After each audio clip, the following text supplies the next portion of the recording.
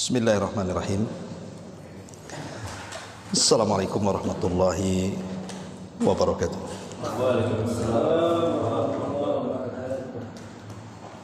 Alhamdulillah wassalatu wassalamu ala Rasulillah wa ala alihi wa sahbihi wa mawalah wa la hawla wa la quwata illa billahi wa ba'du. Alhamdulillah, segala puja dan puji hanya milik Allah Subhanahu wa ta'ala. Salawat dan juga salam tetap kita hadiahkan kepada Rasul kita Nabi besar Muhammad sallallahu alaihi wa ala alihi wasallam. Pembahasan di malam hari ini masih membahas Siratul Mustafa alaihi salatu wassalam. Bicara soal Nabi sallallahu alaihi wasallam Rasulul Amin. Nabi adalah seorang Rasul yang mengemban amanah. Kita tahu bahwa amanah adalah sifat semua para Nabi. Bukan Nabi kita saja, tapi semua para Nabi. Dan antum bisa baca dalam surah Asy-Syu'ara. Dalam surah Asy-Syu'ara Allah Subhanahu wa ta'ala menyebut 5 nabi. Pertama, Nabi Nuh alaihi salatu wassalam di ayat 105. Kemudian setelah itu menyebut Nabi Allah Hud di ayat 125-nya. Kemudian menyebut Nabi Saleh di ayat 143-nya. Kemudian menyebut Nabi Lut di ayat 161-nya. Dan terakhir menyebut Nabi Syuaib di ayat 178-nya. Apa kata-kata mereka? Semua mirip. Di mana mereka mengatakan inni lakum rasulun amin. Sesungguhnya aku ini seorang rasul yang amanah. Artinya Rasul yang dipercaya oleh Allah untuk menyampaikan risalah kepada kalian. Artinya semua para Nabi dan Rasul itu memiliki sifat yang disebut dengan Al-Amin.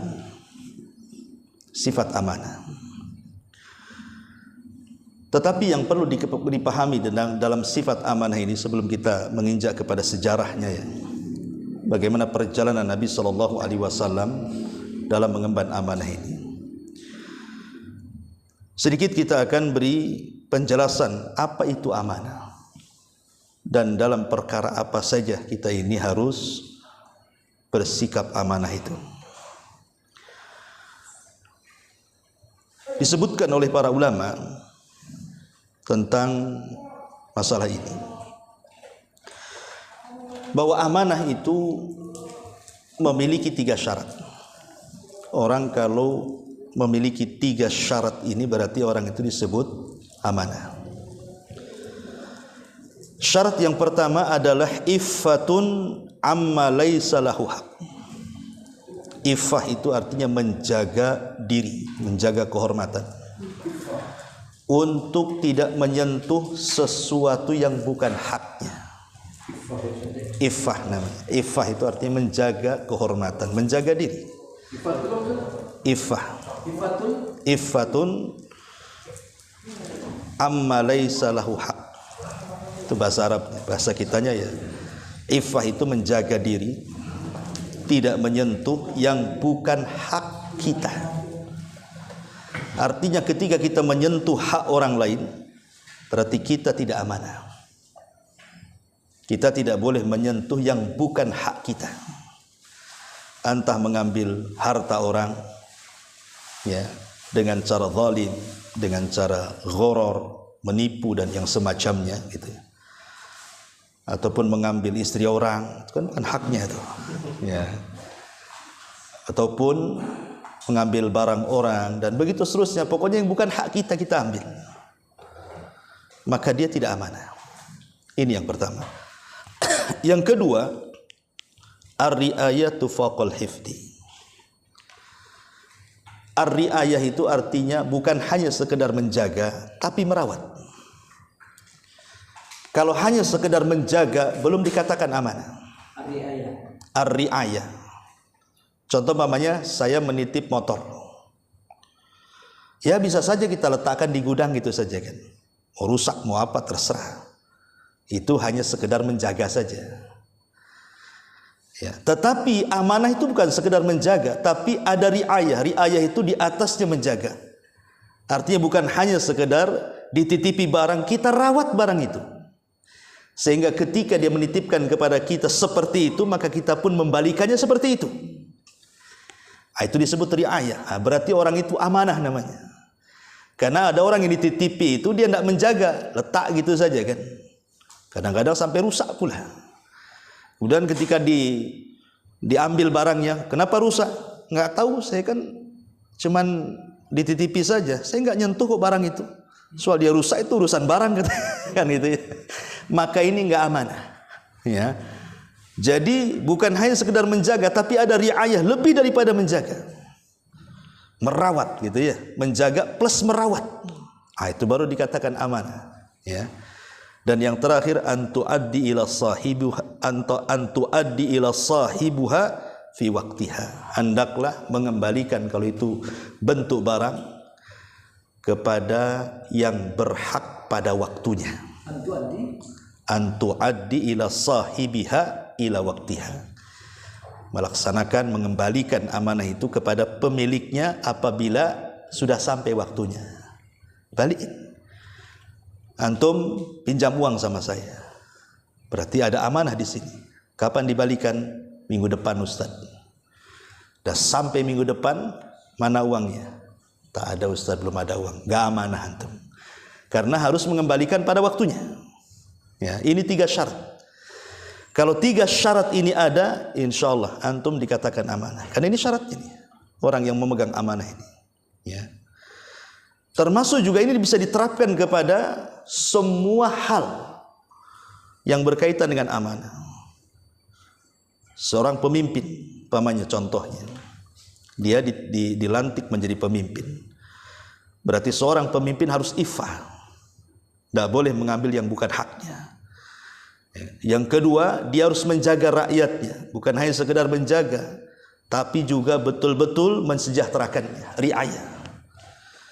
Ya, kemudian dia pun harus menepati janjinya. Dia kampanye janji apa tuh? Sudah jadi, mana? Karena harus disampaikan kepada pemiliknya tepat waktu kan itu. Sekarang udah jadi pemimpin, mana janjinya? Makanya kalau seandainya satu saja dari 3 perkara ini hilang, berarti pemimpin itu tak amanah. Gitu maksudnya. Ini syarat ini harus ada. Orang dikatakan amanah karena syarat ini ada pada Nabi SAW. Ya. Ma'asyiral muslimin ma'asyiral muslimin yang dimuliakan Allah Azza wa Jalla. Adapun amanah terbesar dalam kehidupan kita adalah menjaga tauhid, menjaga akidah. Ini amanah yang paling besar. Menjaga tauhid, akidah. Dan itu disebutkan dalam Al-Qur'an ketika ruh ini berada di alam ruh. Kita didatangi Allah Subhanahu wa taala dan Allah katakan apa? Alastu birabbikum. Bukankah aku Rabb kalian? Semua ruh mengatakan qalu bala, ya. Anda Rabb kami. Sehingga ketika bayi itu berojol dari perut ibu, kata Rasul apa? Kullu maulud yuladu alal fitrah. Setiap bayi yang lahir itu terlahir fitrah. Arti fitrah itu mengenal siapa Tuhannya. Jadi kalau seandainya ada orang hidup di hutan, jangan diracuni dengan pemikiran sesat. Pasti dia di atas tauhid. Kalau dia hidup sendiri gitu ya. Karena dia akan mengikuti fitrahnya. Menjadi sesat dari fitrah itu karena lingkungan. Makanya hadis setelahnya fa'abawahu yuhawwidanihi au yunassiranihi au yumajjisani. Bapaknya yang menjadikan dia Yahudi, bapaknya yang menjadikan dia Nasrani, bapaknya yang menjadikan dia Majusi. Hadisnya titik sampai di sini. Dan Rasul tidak mengatakan bapaknya yang menjadikan dia Islam karena dia sudah Islam. Ya. Karena dia sudah Islam tidak perlu disebut lagi. Makanya lingkungan yang merusak fitrahnya itu. Makanya ketika kemudian orang melakukan kesyirikan, berarti dia tidak amanah dalam akidah. Ini satu. Yang kedua, amanah juga masuk pada ibadah. Salat itu amanah, amanah dari Allah. Puasa itu amanah, amanah dari Allah. Zakat itu amanah, haji itu amanah. Yang diwajib-wajibkan kepada kita itu semua amanah. Ketika kita meninggalkan salat, artinya kita meninggalkan amanah. Ketika kita meninggalkan puasa, zakat, haji, padahal kita sudah mampu untuk berangkat dan tidak ala merintang, artinya dia sehat badannya, cukup uangnya, apalagi? Berarti dia tidak amanah. Ini yang kedua. Yang ketiga, amanah juga menyentuh al-jawarih, menyentuh anggota badan. Anggota badan ini titipan Allah, mulai dari kepala sampai kaki. Jangan sampai kemudian mata kita memandang yang diharamkan, berarti kita tidak amanah dengan mata kita. Telinga kita mendengar yang haram, berarti kita tidak amanah dengan telinga kita. Tangan kita, kaki kita sampai kepada kemaluan kita. Kata Nabi SAW dari hadis Abdullah bin Abbas radhiyallahu anhuma, "Innallaha kataba 'ala ibni Adam hadduhu minaz zina." Sesungguhnya Allah sudah mencatat kepada anak Adam itu ada bagian dari zinahnya. Adapun mata zinahnya memandang, telinga zinahnya mendengar, lisan zinahnya bicara, jiwa zinahnya berkeinginan, dan diakhiri dengan kemaluan bisa membenarkannya, bisa juga mendustakannya. Artinya kalau kita tidak menjaga badan kita, berarti kita tidak amanah dengan badan kita. Makanya ketika Nabi SAW mengatakan tentang hakikat malu, apa kata Rasul? Istahyu minallah haqqal haya. Malulah kepada Allah sebenar-benar malu. Bagaimana caranya? Falyahfadir ra'sa wa ma wa'a. Jagalah kepala dan semua isi dalam kepala. Isi dalam kepala ya mulut, hidung, telinga, mata, otak, itu isi kepala. Ya, jaga kepala dan isinya, kata Rasul. Yang kedua, wal batna wa ma hawa. Dan jagalah perut dan semua isinya. Jangan memasukkan yang diharamkan. Masukkan yang halal ke dalam perut. Kemudian kata Nabi SAW, wal yadhkuril mauta wal bila. Hendaklah dia mengingat musibah dan kematian. Ini yang ketiga, bahwa anggota badan kita dari kepala sampai kaki itu semua amanah dari Allah. Kalau kita sampai disimpangkan mata kita bermaksiat, berarti kita tidak amanah. Kemudian yang keempat, ar-ri'ayatu li ahli, menjaga keluarga. Itu juga amanah. Karena Nabi SAW mengatakan, kullukum ra' wa kullukum ra'in wa kullukum mas'ul an ra'iyati. Kalian tuh pemimpin dan akan ditanya kepemimpinan kalian, kan? Termasuk kepala rumah tangga, pemimpin dan akan ditanya soal keluarganya. Istri juga pemimpin bagi anak dan harta suaminya, akan ditanya juga di hadapan Allah. Jadi siapa yang kemudian seorang suami membiarkan istrinya bermaksiat, dibiarkan saja, anaknya bermaksiat, dibiarkan saja, berarti dia tidak amanah. Makanya Rasul menyebut sebagai dayus. Laki-laki yang tidak bertanggung jawab dengan keluarganya itu disebut dayus namanya. Anaknya dibiarin saja, tak pakai jilbab dibiarin saja, enggak dicereweti gitu kan. Harusnya kan dijaga. Ku anfusakum wa ahlikum nara. Karena begini ya, ini sesuatu yang terbukti di masyarakat. Orang tua kalau mendidik anak dari kecil dengan baik, kemudian Allah takdirkan setelah dewasa jadi jahat, biasanya dia akan kembali kepada baik. Orang tua kalau kita didik anak itu dengan baik, tapi Allah takdirkan setelah dewasa rusak pula dia, insya Allah dia akan balik lagi. Tapi kalau orang tua membiarkan anaknya tidak dididik sama sekali, kemudian dia jahat, rata-rata tidak balik, pasti jahat terus dia. Makanya kebaikan anak itu dimulai dari awal, ya, maka dia akan merasakan akhirnya. Dan umumnya seperti itu. Sebab kalau anak itu kita didik nih, sholat, suruh ngaji, suruh apa kan, Allah takdirkan umpamanya usia SMA itu mulai berubah, pergaulan bebas umpamanya kan, rusaklah anak itu. Tapi nanti satu hari, entah dia setelah menikah, pasti dia baik lagi tuh. Dia akan teringat pendidikan orang tuanya tuh. Tapi kalau orang tuanya itu tidak pernah mendidik, kemudian anak ini rusak, dia bisa berhujah dengan orang tuanya. Saya aja nggak dididik sama orang tua saya kok. Kan gitu kan. Dia bisa nyalahkan orang tuanya tuh. Makanya kenapa kemudian keluarga itu amanah, apalagi anak-anak, ya. Maka orang yang membiarkan kemudian mereka tidak diberikan pendidikan, berarti kita tidak amanah di sini. Kemudian juga termasuk darah, harta, kehormatan, itu semua amanah. Kita tidak boleh menumpahkan darah orang, tidak boleh mengambil hak harta orang ataupun mencela kehormatan orang dengan menggibah, menghina, merendahkan dan begitu seterusnya. Itu kita tidak amanah berarti. Karena Rasul mengatakan innama amwalukum inna dima'akum wa amwalukum wa a'radukum haramun alaikum. Sesungguhnya darah kalian, harta kalian, kehormatan kalian terjaga dalam Islam. Jangan ditumpahkan, jangan diambil hartanya, dan jangan digibah orangnya. Jangan dihilangkan kehormatannya, dibongkar aibnya dan begitu seterusnya. Ini juga termasuk amanah. Lah amanah juga mencakup al-qadha, hukum. Apabila Allah takdirkan di antara kita ada yang jadi hakim,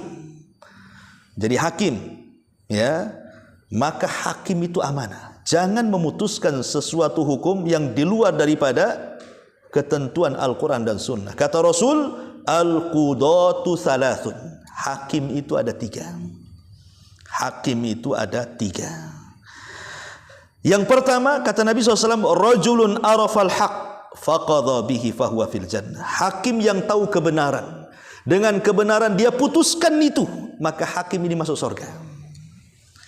Yang kedua, wa rajulun arafal haq falam yaqdi bihi wa jara fihi fil hukmi fahuwa finnar. Hakim yang tahu kebenaran tapi terkalahkan dengan hawa nafsunya, mungkin disogok, kasih duit supaya dirubah hak hukumnya, ya kan? Kemudian dia memutuskan bukan di atas kebenaran, dia di neraka. Dan yang ketiga, rajulun lam ya'rifil haq. Hakim yang tidak tahu kebenaran. Karena dia tidak tahu kebenaran, dia putuskan dengan kejahilan, maka dia masuk neraka. Jadi enggak sembarang jadi hakim itu. Karena hakim ini yang memutuskan seseorang bersalah, dia bersalah, atau kalau dia jahat, maka dia memutuskan seseorang yang tidak bersalah jadi bersalah. Bisa saja yang tadinya tidak dibunuh jadi dibunuh, yang tadinya hartanya tidak boleh diambil jadi dirampas, yang tadinya kehormatannya harus dijaga jadi tercemar. Hati-hati jadi hakim ini, ya. Termasuk juga saksi juga amanah. Yang jadi saksi juga amanah, bukan hakim saja. Karena saksi juga menentukan kepada tersangka, kan itu. Terkadang kita bisa bayar saksi itu untuk bicara, akhirnya yang tidak bersalah jadi bersalah, yang tidak dipenjara dipenjarakan akhirnya. Zalim, tidak amanah dia. Nah, termasuk juga dalam persidangan secara keseluruhan itu, di situ juga amanah. Termasuk juga kekuasaan sultan. Kalau Allah takdirkan, umpamanya Pak Iqbal jadi, otomatis kan, amin kan itu. Amin, amin. Amin apa aman? Amin. Amin. Taib, ya. Itu juga amanah. Perhatikan sebuah sabda Nabi SAW. Salasatun la yukallimuhumullahu yaumal qiyamah wa la yuzakkihim wa la yanzuru ilaihim wa lahum adzabun alim. 3 kelompok kata Rasul.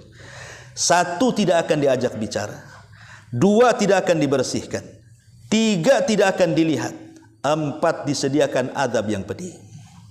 Siapa 3 orang ini? Kata Nabi SAW, yang pertama, syaikhun zanin. Orang tua, sudah tua, masih juga berzina. Yang kedua, wa'ilun mustakbir. Orang miskin, sudah miskin, sombong lagi. Dan yang terakhir, malikun kadzab. Pemimpin, tapi berdusta. Pemimpin berdusta, ya. Kenapa kemudian berdustanya rakyat dengan pemimpin itu berbeda?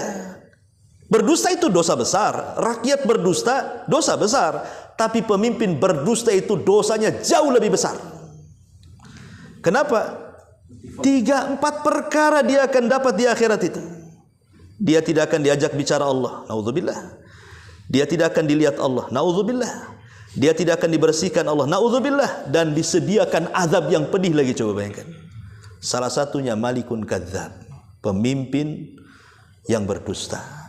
Kenapa kemudian pemimpin yang berdusta hukumannya sampai 4 sedemikian kerasnya? Karena seorang pemimpin itu buat apa berdusta? Hukum ada di tangan dia, ngapain dia berdusta? Ya. Kan hukum ada di aturan-aturan dia yang pegang. Dia bisa membuat aturan sekehendaknya. Ya. Dia bisa atur MK, dia bisa atur ini, dia bisa atur itu, macam-macam dia bisa atur. Dia bisa atur semuanya ke pemimpin itu. Ngapain dia berdusta? Dia bisa atur semuanya. Hukum ada di tangan dia, tidak perlu berdusta. Seorang hakim itu, seorang pemimpin itu. Makanya kenapa kemudian diancam sedemikian rupa nih dalam hadis ini. Malikun kadzab, naudzubillah. Bahkan Rasul mengatakan, ma min 'abdin yastar'ihi Allahu ra'iyatan yamutu yauma yamutu wa huwa ghashin li ra'iyati illa harramallahu 'alaihi al-jannah. Siapa dari hambanya diberikan kepemimpinan untuk memimpin rakyatnya, kemudian dia mati, pada hari dia mati dia sedang menipu rakyatnya, maka Allah haramkan surga padanya. Naudzubillah. Ya. Makanya ketika Rasul menyurati Raja Herakli, apa kata Rasul? Bismillahirrahmanirrahim, dari Muhammad ibn Abdullah untuk Raja Herakli, pemimpin Romawi. Apa kata Rasul? Masuklah ke dalam Islam. Sebab kalau tidak engkau akan menanggung seluruh dosa Arisiyun, kaumnya. Jadi seorang pemimpin itu kalau berdusta, itu dosanya bukan satu. Kalau kita berdusta, mungkin tidak banyak dosanya. Tapi kalau pemimpin berdusta itu dia akan menanggung dosa dusta satu tuh. Orang Indonesia itu berapa jumlahnya tuh? Itu tanggung sama dia itu dosanya tuh. Nah, tapi pemimpin sekarang mana takut? Nggak akan takut pemimpin sekarang ini. Berdusta, yang justru itu pula yang dusta itu biasanya kalau sekali nggak dipercaya, tapi kalau terus diulang-ulang lama-lama orang yakin. kan itu ya. Awalnya diberita hoax kan begitu, dibuat berita hoax, biarin hoax gitu. Tapi kalau hari-hari diberitakan lama-lama ada juga yang percaya kan gitu. Itulah kadang-kadang ya media dipegang penguasa, dia suka-suka dia, ya, mematikan ataupun membayar bazar kan itu. Intinya bahwa hukum penguasa adalah amanah. Termasuk juga amanah adalah ar-ratibah, pekerja dalam sebuah perusahaan atau pekerja dalam sebuah pekerjaan.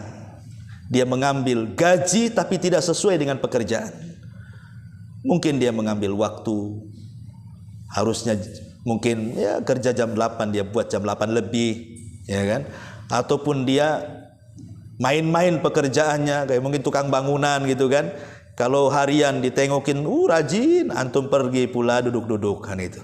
Tapi waktu gajian tidak mau dikurang, itu repot tuh.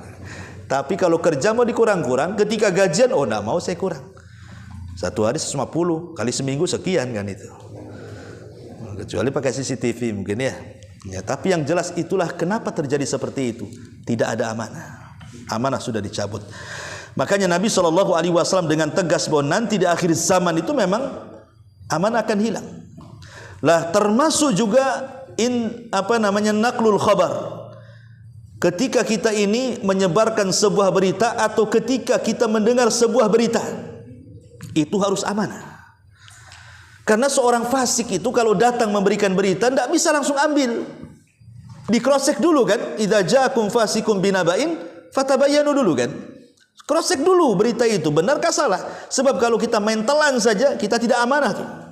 Atau ketika kita menyebar berita, copy paste, ya, atau menyebar berita di YouTube gitu ya, di-share ke sana kemari, pastikan dulu berita ini benar atau salah. Kalau tidak, kita tidak amanah dalam itu. Termasuk juga mengambil hak cipta orang. Mengambil hak cipta orang apalagi untuk kebutuhan dunia. Pemanya antum punya channel YouTube, ya kan? Diambil sama orang, disebarkan untuk keinginan dia dan cuan dia umpamanya, dan dia tidak izin, berarti mengambil hak cipta orang kan? Tidak amanah, haram duitnya, ya. Dan banyak lagi jenis-jenis amanah itu. Ya, ma'asyiral muslimin yang dimuliakan Allah Azza wa Jalla. Baik, kita masuk kepada sejarah sedikit Nabi SAW. Jadi Nabi SAW sebelum diangkat menjadi Nabi saja, orang-orang Quraisy itu sudah menyebut Sadiqul Amin, orang yang jujur lagi amanah. Dan itu dilihat ketika Nabi SAW sedang menjadi seorang penggembala kambing. Jadi usia 12 tahun itu sudah nampak amanahnya itu. Terkadang kawan-kawannya ini kalau seandainya ada acara walimah atau acara kumpul-kumpul, kemudian mereka harus meninggalkan gembalanya, terkadang mereka titipkan tuh kambing-kambing itu kepada Nabi. Dan apabila selesai acara, mereka datang mengambil. Dan subhanallah, tidak ada yang sakit, tidak ada yang hilang, malah kambing itu gemu-gemu, coba dirawat sama Nabi. Padahal itu titipan orang tuh. Nah, itulah dari situ orang-orang yang sama-sama seprofesi Nabi saja sudah kemudian menggelari Rasul SAW itu sebagai Shadiqul Amin. Itu ketika menjadi penggembala kambing itu. Ditambah-tambah ketika kemudian dia mulai bergerak ke perniagaan, maka Rasul membuktikan amanah dia luar biasa. Sampai kemudian orang-orang kaya Arab itu berani mereka menitipkan harta kepada Rasul untuk Rasul jualkan di Syam. Sampai terakhir terdengar seorang wanita, Khadijah, ya, karena terdengar kok ada orang yang bagus, amanah, jujur, bawa dagangan orang Mekah selalu untung. Dia pengen juga lah. Akhirnya dipanggil dan diajak kerjasama. Belakangan jadi istrinya pula. Dan luar biasa. Ya, itu karena amanah coba. Bahkan kita lihat ketika Nabi SAW ketika Ka'bah runtuh gara-gara banjir. Ka'bah banjir kemudian runtuh kan. Maka orang-orang Quraisy ketika itu Rasul belum diangkat jadi nabi kan. Maka pemimpin renovasi itu Al-Walid ibn Mughirah, orang musyrik tetapi orang paling kaya. Al-Walid ibn Mughirah itu sebenarnya dia sudah tertarik sih dengan Islam awalnya, tapi karena takut hilang jabatan akhirnya kufur. Maka turunlah surah Al-Mudaththir kepada Al-Walid ibn Mughirah ini. Dzarni wa man khalaqtu wahida, terus sampai sauslihi saqar. Jadi Al-Walid ini menggerakkan orang Quraisy, bagaimana kalau kita robohkan Ka'bah, kita bangun dari awal. Tetapi orang-orang Quraisy kan tak mau. Karena orang-orang tua mereka sudah bercerita dan sebagian orang yang menyaksikan penyerangan Abraha itu masih hidup. Mereka takut kalau dirobohkan nanti nasibnya kayak Abraha pula gitu kan. Tapi Al-Walid bin Mughirah mengatakan, tidak, niat kita bukan seperti Abraha. Kalau Abraha kan mau menghancurkan, kita kan mau menghancurkan dan membangun lagi. Insya Allah nggak ada apa-apa katanya. Tapi nggak berani juga. Akhirnya Al-Walid lah coba dia mengambil palu kemudian merobohkan satu bata. Kemudian diem lama. Ada nggak ababil nih katanya. Rupanya tak ada apa-apa katanya kan. Habis itu baru dirobohkan semuanya. Kemudian dia mensyaratkan tidak boleh membangun Ka'bah kecuali dananya dana halal. Nggak boleh harus hasil korupsi, nggak boleh. Nggak boleh hasil diskotik, nggak boleh. Pokoknya nggak boleh. Ya. Sumbangan-sumbangan harus yang halal. Karena dari halal itu tak banyak, akhirnya Ka'bahnya tak jadi. Ya, kan Ka'bahnya tak jadi. Akhirnya karena tidak jadi, hanya jadi separoh, separohnya dikeluarkan. Jadilah separohnya jadi Hijr Ismail itu hari ini. Kan Hijr Ismail itu ada tembok melintang itu Hijr Ismail. Dulu itu masuk dalam Ka'bah. Karena dananya kurang, akhirnya cuma separoh dibangun tuh. Dulu kan persegi panjang, akhirnya jadi kotak jadinya. Ya. Dan dulu pintunya di bawah ada dua. Pintu masuk dan pintu keluar. Sekarang diangkat pula pintunya ke atas. Cuma satu. Ya kan? Jadi akhirnya kemudian ketika peletakan Hajar Aswad, disitulah terjadi ketegangan. Karena masing-masing kabilah mereka yang berhak mengangkat Hajar Aswad. Sampai mau perang tuh. Sehingga orang yang bijak di antara mereka mengatakan, janganlah kita berperang soal Hajar Aswad. Gini, kita undi saja. Siapa yang akan keluar dari pintu sebelah sana, maka dialah yang berhak mengangkatnya katanya. Mau ditunggu saja. Siapa nih yang keluar dari pintu itu katanya. Rupanya Nabi yang keluar dari pintu itu. Ketika mereka melihat Nabi dan orang-orang sudah mengenal siapa Nabi, sejak di zaman jahiliyah sudah mengatakan Shadiqul Amin, mereka bahagia semuanya karena tahu siapa sosok Nabi dari Bani Hashim. Ya. Akhirnya Rasul pun cerdas, dia tidak mau mengangkat sendiri. Dia bilang ambil kain, ya, letakkan Hajar Aswad di tengah. Kita masing-masing lah ambil pojok-pojok kain itu, kan kita ngangkat bersama jadinya. Dari situlah mereka menganggap memang ini orang amanah dia, orang yang amanah luar biasa. Itu bagaimana amanahnya Nabi Sallallahu Alaihi Wasallam. Ini contoh amanah Nabi SAW. Termasuk juga ikhwatu fiddin saat Nabi SAW hijrah ke Madinah kan. Kenapa Ali dibiarkan coba untuk menggantikan posisi dia di Firasul Maut, tempat tidur kematian? Bisa saja Ali mati loh. Karena itu dikepung. Kan Abu Jahal itu sudah mengepung rumah Nabi. Ketika Rasul masih di dalam aja, Abu Jahal sudah dikepung tuh rumah Nabi itu. Bahkan Abu Jahal itu sesumbar. Tapi walaupun demikian, Abu Jahal masih lebih baik dibandingkan Zionis Israel. Ya, Abu Jahal itu tahu aturan perang. Rasul ada dalam rumah, dia mengepung. Abu Jahal tahu etika, tidak boleh mendobrak rumah kalau tidak diizinkan, walaupun itu musuhnya. Jadi Abu Jahal itu nunggu sampai Rasul keluar, sampai dia keluar buka pintu baru diserang. Tapi kalau pintu tertutup, maka Abu Jahal tidak mungkin menyerang, karena itu adab, tidak boleh masuk ke rumah orang tanpa izin. Etika. Makanya Abu Jahal lebih baik daripada Zionis Yahudi itu. Oh, Zionis Yahudi itu enggak bagus itu. Makanya Allah mengatakan di dalam Al-Quran, permusuhan, la tajidanna asyaddan nas adawatan lilladina amanul yahud walladina asyraku. Engkau akan dapati manusia yang paling keras permusuhannya dengan orang-orang yang beriman. Siapa? Pertama Yahudi, baru setelah itu orang musyrik. Yahudi dulu, baru orang musyrik kan? Artinya Abu Jahal masih lebih baik daripada orang-orang Yahudi, gitu maksudnya. Karena Abu Jahal kan musyrik, dia bukan Yahudi. Baru setelah Rasul Shallallahu Alaihi Wasallam berada dalam rumah itu, udah ditingkar rumahnya.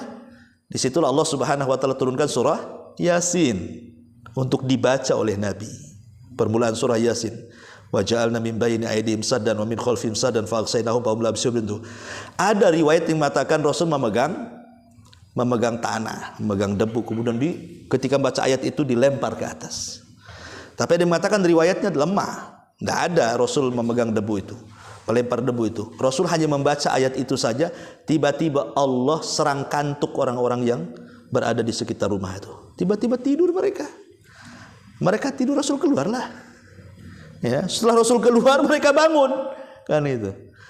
Mereka tersadar, kenapa kita tidur semua di sini? Akhirnya mereka masih nengok-nengok juga. Oh, enggak ada tuh, nampak orang tidur tuh. Padahal Ali di situ kan, udah diganti posisinya kan. Rasul sudah pergi ke rumah Abu Bakar tuh. Alasan Nabi membiarkan Ali di situ.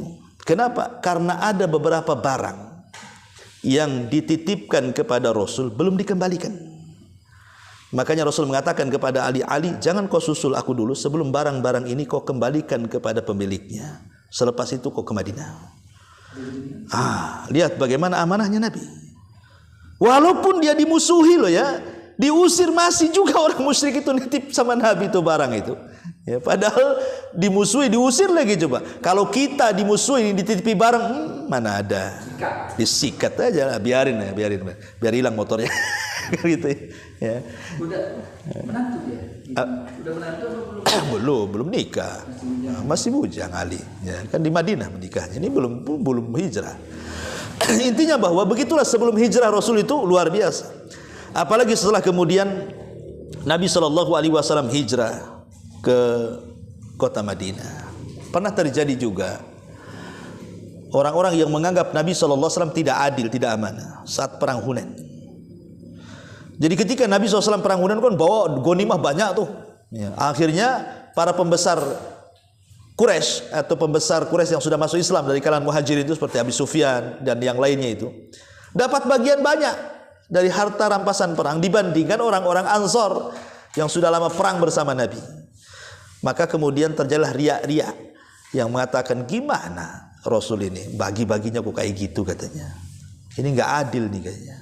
Akhirnya datanglah orang yang nanti akan jadi cikal bakal Khawarij. Namanya Dzulhuwaisirah.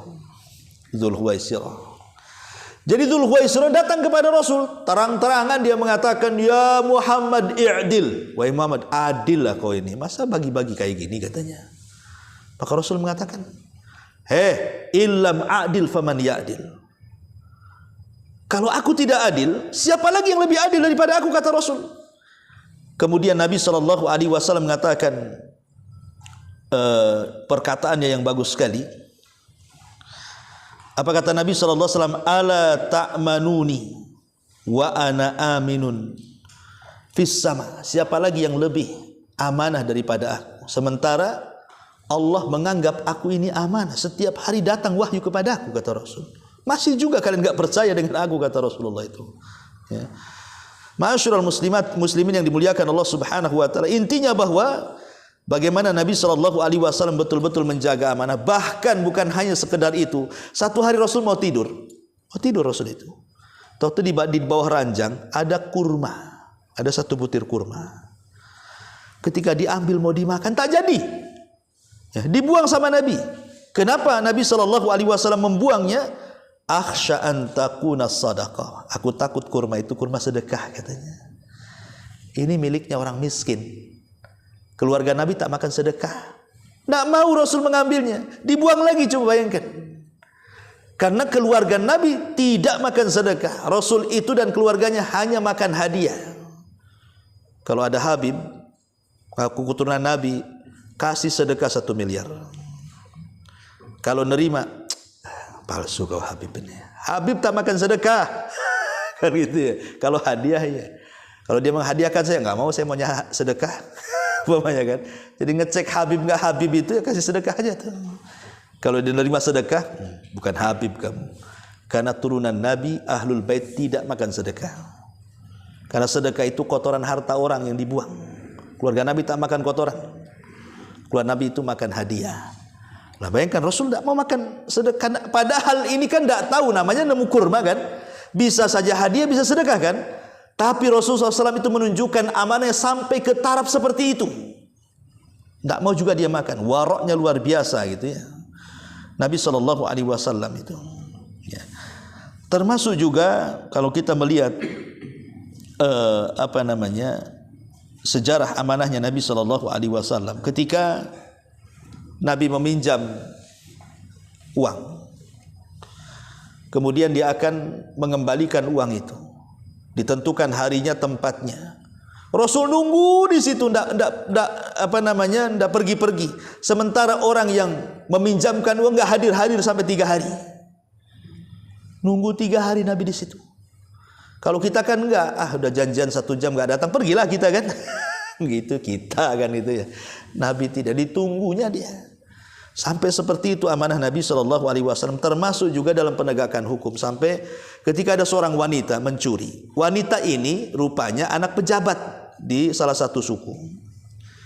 Akhirnya kemudian ketika barang pencuriannya dikira, oh berarti sudah layak potong tangan.